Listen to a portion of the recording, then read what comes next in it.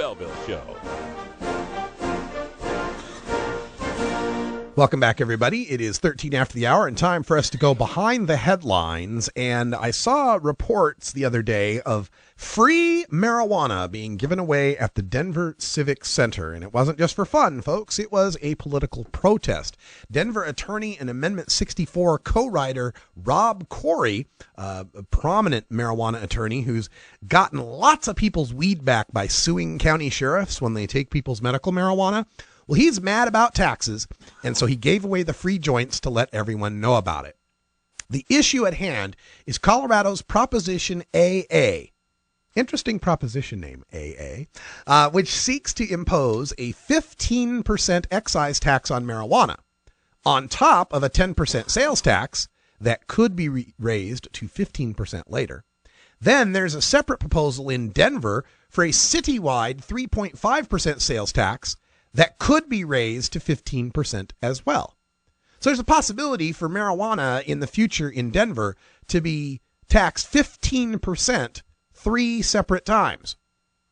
So Corey and other activists gathered on Monday at Denver's Civic Center Park to hand out the free joints. Now, they did check people's IDs. You had to line up. They checked to see if your ID was 21 or older. And the Denver Post reports that initially they brought 600 joints. And when they saw the line was so huge, they realized they didn't have enough, so started just rolling up joints on the hood of a car. And the Denver Post says they gave away about 4,000 of them. As Rob Corey shouted into the megaphone, "It is legal to hand out marijuana to people in Colorado, and it is legal to do it without paying a penny in taxes." End quote. Now, friends in Washington, be aware. Colorado's Amendment 64 does allow the gifting of marijuana from one person to another. Washington's I-502 does not. It's still illegal to give people marijuana in Washington state.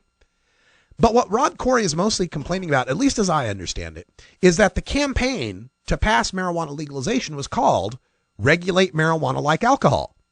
And that's a bait and switch if we're going to tax marijuana at far greater rates than what we're taxing alcohol. Now, if you think those tax rates are a problem, check out Washington state, where the high pot taxes are also a concern.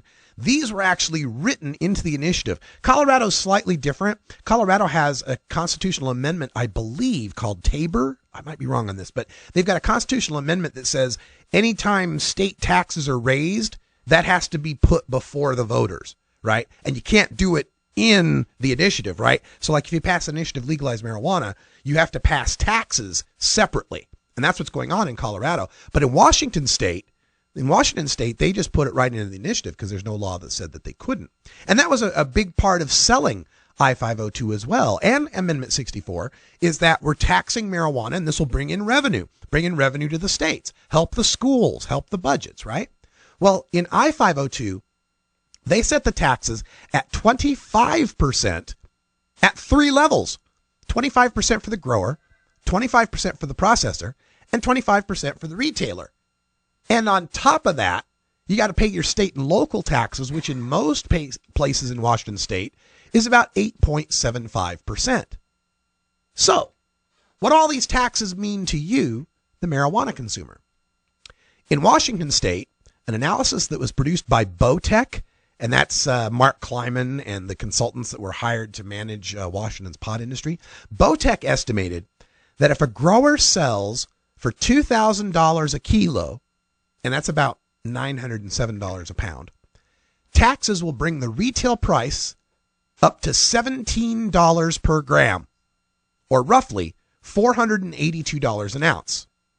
Now, their analysis includes a 100% markup at each stage, double your money, right? Like if I buy the pot at $2 a gram, I'm going to sell it at $4 a gram, and then it's going to be taxed, right? Anyway, 100% markup at each stage. That's a little high. If the weed market was more like a liquor store, the markups in liquor stores are about 31%. Well, then the price of your Seattle Sativa and Issaquah Indica will be about $7.46 a gram. That's about $211 an ounce. Now, currently, the going price of marijuana in the Pacific Northwest runs from about $150 to $250 an ounce, depending on quality and supply.